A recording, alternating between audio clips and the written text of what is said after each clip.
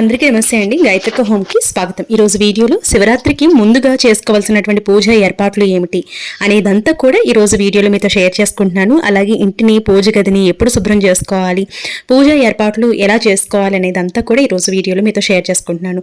ఈ వీడియో మీకు చాలా హెల్ప్ఫుల్గా ఉంటుంది. అలాగే పూజ చేసుకునేటప్పుడు చాలా ఈజీగా, సింపుల్గా ఉంటుందన్నమాట. వీడియో నచ్చితే లైక్ చేయండి, షేర్ చేయండి, సబ్స్క్రైబ్ చేసుకోండి. మాఘమాసంలో 26వ తారీఖున ఫిబ్రవరి 26 బుధవారం నాడు మనకి మహాశివరాత్రి అనేది వచ్చిందనమాట. ఈ పండుగ ఎంతో విశేషమైనటువంటి పండుగ. అయితే ముందు రోజే మనం కొన్ని ఏర్పాట్లు చేసుకుని పెట్టుకుంటే చాలా సింపుల్గా, చాలా ఈజీగా పూజ అనేది చేసేసుకోవచ్చు అనమాట. అయితే ముందుగా నేను పుష్పాలని తీసుకున్నాను. ఈ ఫ్లవర్స్ అనేవి నేను మార్కెట్లో తీసుకుంటానండి. అయితే ఈ ఫ్లవర్స్ని నేను ముందుగానే మాల కట్టుకోవటం కానివ్వండి, లేదు అంటే అన్నీ కూడా సిద్ధం చేసుకుని పెట్టుకుంటే పూజకి చాలా ఈజీగా, సింపుల్గా అవుతుంది. అయితే మనకి ఇలా చామంతులు ఉంటాయి కదండి, ఈ చామంతుల్ని కనుక మనం మాలగా కట్టుకుంటే చక్కటి మాల అనేది తయారవుతుంది. మనం బయట మార్కెట్లో మాలలు తీసుకోవాలి అంటే చాలా ఎక్స్పెన్సివ్ అవుతున్నాయి అన్నమాట. కాబట్టి ఇలా మనం మాలగా తయారు చేసుకుని రకరకాలుగా మనం కట్టుకుంటే మనం ఈజీగా దండ అనేది చేసుకోవచ్చు. ఈ విధంగా ముందు రోజే ఏర్పాట్లు చేసుకున్నట్లయితే మార్నింగే తెల్లవారుజామునే బ్రహ్మముహూర్తంలో మనం స్వామివారికి పూజ అనేది చేసుకోవచ్చు. అలాగే పూజ గదిని క్లీన్ చేసుకోవటం కానివ్వండి, పటాలని క్లీన్ చేసుకోవటం కానివ్వండి, బొట్లు పెట్టుకోవడం కానివ్వండి, ఇవన్నీ కూడా మనం ముందు రోజు ఏర్పాట్లు అనేవి చేసుకోవచ్చు అనమాట. మనకి ఈ శివరాత్రి పూజ బుధవారం వచ్చింది కాబట్టి మీరు శనివారం రోజు, నార్మల్గా శనివారం రోజు అయితే దేవుడి గదిని క్లీన్ చేసుకోవటం, పటాలని క్లీన్ చేసుకోవటం, నీట్గా డీప్ క్లీన్ అనేది చేసేస్తూ ఉంటాము. అయితే శనివారం రోజు ఒకవేళ వీలు పడలేదు అనుకుంటే ఆదివారం చేసుకోవచ్చు, సోమవారం చేసుకోవచ్చు. ఇక మంగళవారం నాడైతే మాత్రం ఇంకా పూజ గదిని శుభ్రం చేయటం కానివ్వండి, పటాలని శుభ్రం చేయటం కానివ్వండి, ఇవన్నీ కూడా మనం పెట్టుకోమండి. శనివారం లేదంటే ఆదివారం లేదంటే సోమవారం, ఈ వారాల్లో మీరు పూజ గదిని కానీ పటాలని కానీ శుభ్రం అనేది చేసుకోవచ్చు అనమాట. అయితే ఇక ఏదైనా ఆటంకం వచ్చింది, అడ్డు వచ్చింది అనుకున్న వారు మంగళవారం, శుక్రవారాల్లో మాత్రం ఎట్టి పరిస్థితుల్లోనూ అడ్డొచ్చినా, ఏదైనా అడ్డు తొలగినా కూడా శుక్రవారాల్లో ఎట్టి పరిస్థితుల్లోనూ డీప్ క్లీన్ లాగా చేసుకోకూడదు అనమాట. పూజ గదిని క్లీన్ చేసుకోవడం ఇట్లాంటివి ఏమీ చేసుకోకూడదు. అయితే బుధవారం రోజు, ఆ రోజు మీరు పూజ గదిని శుభ్రం చేసుకుని అప్పటికప్పుడు శుభ్రం చేసుకుని పూజ అనేది చేసుకోవచ్చండి. అయితే మీరు ఈశాన్యం వైపు పీఠం పెట్టుకుని పూజ అనేది చేసుకోవచ్చు. లేదంటే మీరు పూజా మందిరంలో ఎక్కడైతే ఉంటుందో అక్కడ కూడా మీరు పూజ అనేది నిర్వహించుకోవచ్చు అనమాట. ఇబ్బంది ఏం లేదు. అయితే చాలా మంది అఖండ దీపం పెడుతూ ఉంటారండి. అఖండ దీపం పెట్టుకోవాలి అనుకున్న వారు కూడా చక్కగా అఖండ దీపానికి కావాల్సినటువంటి ఏర్పాట్లన్నీ కూడా చేసుకోవాల్సి ఉంటుంది. అలాగే బయట ఆవరణలో ముగ్గులు వేసుకోవచ్చు, పీఠాన్ని ఏర్పాటు చేసుకోవచ్చు, పూజా సామాగ్రి అంతా కూడా క్లీన్ చేసుకుని బొట్లు అనేవి పెట్టుకోవచ్చు. ఇవన్నీ కూడా ముందు రోజు చేసుకోవాల్సినటువంటి పనులేనండి. మహాశివరాత్రి పర్వదినం అంటే ఇంటిల్లిపాది కూడా ఎంతో కోలాహలంగా, అట్టహాసంగా చేసుకునే పండుగ. అంతేకాకుండా మనకు ఉన్నటువంటి జీవితంలో ఎన్నో కష్టాలు, నష్టాలు, ఒడిదుడుకులు అనేవి ఉంటూ ఉంటాయి. వాటిలన్నింటినీ కూడా అధిగమించగలిగే శక్తి మహాశివుడు మనకి ప్రసాదిస్తాడు అనే ఉద్దేశంతో ఈ శివరాత్రి పూజ అనేది చేసుకుంటూ ఉంటాము. కాబట్టి ఈ శివరాత్రి రోజున ఇంటిల్లిపాది కూడా తప్పకుండా తలస్నానం అనేది ఆచరించాల్సి ఉంటుంది. షాంపూ అవేమీ పెట్టుకోకుండా ఓన్లీ తలస్నానం మాత్రమే ఆచరించాలి. నదీ స్నానం చేయగలిగితే ఇంకా మంచిది. అలాగే లేదు అనుకుంటే మీరు స్నానం చేసే నీళ్ళల్లో గంగాజలం కలుపుకొని స్నానం అనేది చేసి చక్కగా ఉదయాన్నే లేచి ఇంటినంతా శుభ్రం చేసుకుని గడపని పసుపు అనేది రాసి, పసుపు అలాగే కుంకుమ బొట్లు పెట్టి చక్కగా గడపకి పూజ అనేది చేసుకున్న తర్వాత ఇంట్లోకి వచ్చి పీఠాన్ని ఏర్పాటు చేసుకుని అక్కడ ఉన్నటువంటి ఏర్పాట్లన్నీ కూడా చేసుకోవచ్చు. ఈ రోజు ప్రసాదంగా మీరు నైవేద్యంగా మీరు పాలని నైవేద్యంగా పెట్టుకోవచ్చు, బెల్లం ముక్కనైనా నైవేద్యంగా పెట్టుకోవచ్చు. లేదు అనుకుంటే మీరు నచ్చిన నైవేద్యాలు అనేవి స్వామివారికి నివేదించవచ్చండి. ఇబ్బంది ఏం లేదు.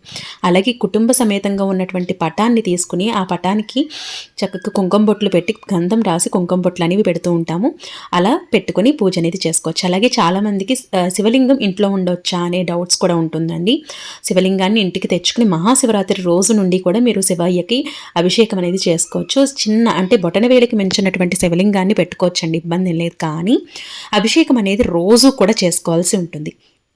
అయితే మీ ఇంటి యజమాని అభిషేకం అనేది చేస్తే చాలా మంచిదండి. అలాగే నేను శివయ్యకి పూజ చేసేటప్పుడు అన్నపూర్ణాదేవిని కూడా, అమ్మవారిని కూడా పెట్టుకుని పూజ అనేది నిర్వహించుకుంటున్నాను. అక్కడ కూడా నేను పూలతో అలంకరించుకున్నాను అనమాట. అయితే ఇక్కడ నేను శివలింగాన్ని, బొటనవేలికి మించినటువంటి శివలింగాన్ని తీసుకుని ఆ శివలింగాన్ని కూడా పూజలో పెట్టుకుంటున్నాను అనమాట. ఇలా మనకి పూజకి కావాల్సిన ఏర్పాట్లన్నీ కూడా ముందే చేసుకోవటం వల్ల ఎంతో ఉపయోగకరంగా, మనం ఈజీగా, సింపుల్గా మళ్ళీ కూర్చున్న వాళ్ళని లేవకుండా పూజ అనేది చేసుకోవచ్చు అనమాట. అలాగే దీపపు కుందులు కానివ్వండి, లేదంటే హారతి ఇచ్చేది కానివ్వండి, ఇవన్నీ కూడా మనం ముందుగానే క్లీన్ చేసి పెట్టుకోవాల్సి ఉంటుందన్నమాట. అయితే అఖండ దీపం వెలిగించుకోవాలి అనుకున్న వారు నవధాన్యాలు తెచ్చుకోవాల్సి ఉంటుంది. నవధాన్యాలు లేకపోతే మామూలు ధాన్యమైనా లేదంటే బియ్యమైనా పోసి అఖండ దీపం అనేది వెలిగించుకోవాల్సి ఉంటుంది. మరొక ముఖ్యమైనటువంటి విషయం ఏంటంటే పిండి దీపారాధన. పిండి దీపారాధన విషయానికి వచ్చినట్లయితే ముందు రోజు తయారు చేసుకోకూడదండి.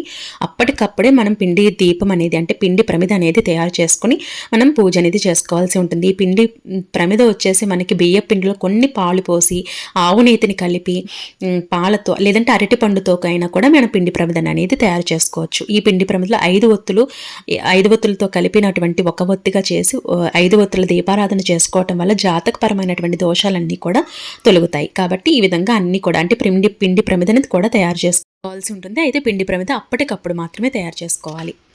అలాగే పసుపు, కుంకుమ, గంధము, విభూది, అలాగే అక్షింతలు, జవ్వాదు, ఒత్తులు, అలాగే అగరబత్తులు, అలాగే సాంబ్రాణి ఇవన్నీ కూడా ముందుగానే సిద్ధం చేసుకుని పూజా కుందులు, పుష్పాలు, అలాగే పటాలు, ఈ విధంగా నైవేద్యం పెట్టుకోవటానికి బౌల్స్ కానివ్వండి, ఇలా పీఠం పెట్టుకోవటానికి ఒక పీఠం కానివ్వండి, ఇవన్నీ కూడా ముందుగానే ఏర్పాటు చేసుకోవాల్సి ఉంటుంది. దీంతో పాటు కొబ్బరి కాయ, అలాగే పళ్ళు పెట్టుకోవాలనుకుంటే పళ్ళు, అలాగే అభిషేకం కోసం ఆవు పాలుని కూడా సిద్ధం చేసుకోవాలి. నువ్వుల నూనెని సిద్ధం చేసుకోవాలి. ఈ విధంగా అన్నీ కూడా ఏర్పాట్లు అనేవి చేసుకోవాల్సి ఉంటుందన్నమాట. అభిషేకం కూడా చాలా రకాలుగా చేసుకోవచ్చండి. మామూలుగా మనం పాలతో చేసుకోవచ్చు, నీటితో చేసుకోవచ్చు, తేనెతో చేసుకోవచ్చు, పంచామృతాలతో చేసుకోవచ్చు, చెరుకు రసంతో చేసుకోవచ్చు. ఒక్కొక్క ద్రవ్యానికి ఒక్కొక్క విశేషం అనేది ఉందన్నమాట. కాబట్టి తప్పకుండా అభిషేకం అనేది నిర్వహించుకోండి. మీ పూజ గదిలో నిర్వహించుకోవచ్చు. లేదు అంటే స్వామివారి యొక్క సన్నిధిలో స్వామివారికి మీరు స్వయంగా నిర్వహించుకోవచ్చు. లేదంటే పంతులు గారితోనైనా కూడా మీరు అభిషేకం అనేది చేయించుకోవచ్చు అనమాట. ఇబ్బంది ఏం లేదు. ఒకవేళ మీరు శివలింగం కనుక లేదు అనుకుంటే కనుక మీరు తయారు చేసుకుని కూడా శివలింగాన్ని పెట్టుకోవచ్చండి. తర్వాత మీరు పచ్చని చెట్లో కానీ లేదంటే నీటిలో కానీ శివలింగాన్ని కలపవచ్చు. ఇలా కూడా మీరు చేసుకోవచ్చు. అలాగే మారేడు దళాలు దొరికితే కనుక మారేడు దళాలు కూడా తెచ్చుకొని ముందుగానే ఏర్పాట్లు చేసుకోవాల్సి ఉంటుంది. అయితే చాలామంది శివలింగాన్ని పెట్టుకుంటే ఏమైనా ప్రాబ్లమ్స్ వస్తాయా అని కూడా డౌట్ అనేది అడుగుతున్నారండి. అలాంటిది ఏమీ లేదండి. మనం చక్కగా పూజ అనేది చేసుకోవచ్చు. కాకపోతే బొటన వేలికి మించినటువంటి శివలింగాన్ని తీసుకుని పూజ అనేది చేసుకోవచ్చు అనమాట. ఇబ్బంది ఏం లేదు. అయితే ఇక్కడ నేను శివలింగాన్ని తీసుకుని అంటే లింగ రూపంలో ఉన్నటువంటి శివయ్యని పూజించటం వల్ల ఈరోజు ఎంతో విశేషం కాబట్టి అంటే లింగ రూపంలో ఉన్నటువంటి శివయ్య మనకు ఆవిర్భవించారు కాబట్టి ఈ లింగ రూపంలో ఉన్నటువంటి శివయ్య ఆరాధించడం అనేది ఎంతో విశేషం. కాబట్టి మీరు శివలింగాన్ని ఈజీగా తీసుకోవచ్చు. మీరు అభిషేకం అనేది చేసుకోవచ్చు, నిర్వహించుకోవచ్చు. అయితే ఈ శివరాత్రి రోజున పూజ అనేది ఇంటి యజమాని చేత చేయిస్తే చాలా మంచిదండి. మీకు వీలు కుదిరితే ఇంటి యజమాని చేత పూజ అనేది చేయించడం, అలాగే దీపారాధన చేయించడం కానివ్వండి, నారికేళ దీపాన్ని వెలిగించడం కానివ్వండి, నారికేళ దీపం దంపతులు ఇద్దరూ కూడా వెలిగించుకున్నా చాలా మంచిదండి. ఈ విధంగా అన్నీ కూడా పూజకి కావాల్సినటువంటి ఏర్పాట్లన్నీ కూడా చేసుకుని పూజ అనేది చాలా ఈజీగా సింపుల్గా చేసుకోవచ్చు.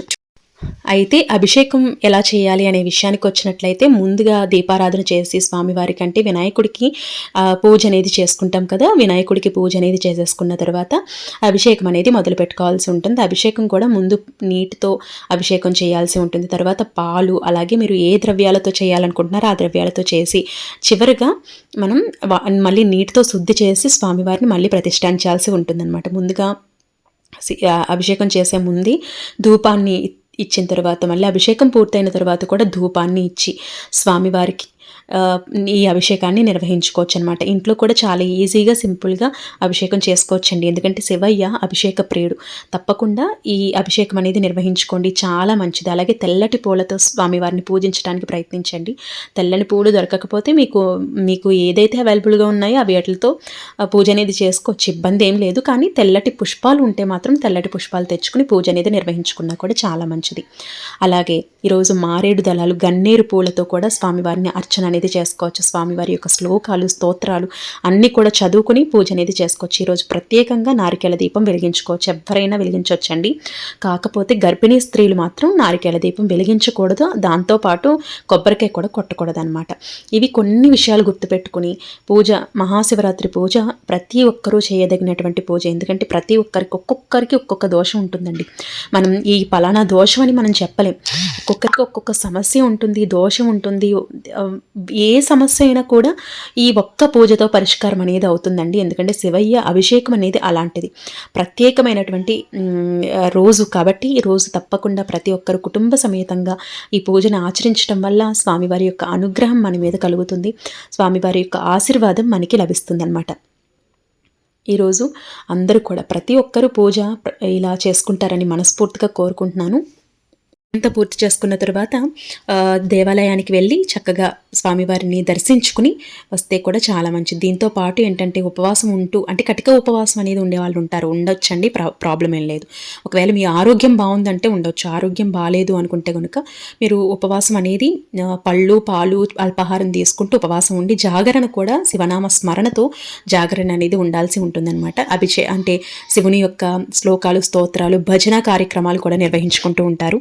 అలా కూడా చేసుకుంటూ మీరు ఉండొచ్చు అనమాట. ఈ విధంగా పూజ అనేది చేసుకుని స్వామివారికి జాగరణ ఉండి మర్నాడు కూడా, అంటే గురువారం రోజు కూడా మీరు పీఠం ఏర్పాటు చేసుకున్నట్లయితే గురువారం కూడా పూజ అనేది చేసుకుని తర్వాత పీఠాన్ని కదుపుకోవాల్సి ఉంటుందన్నమాట.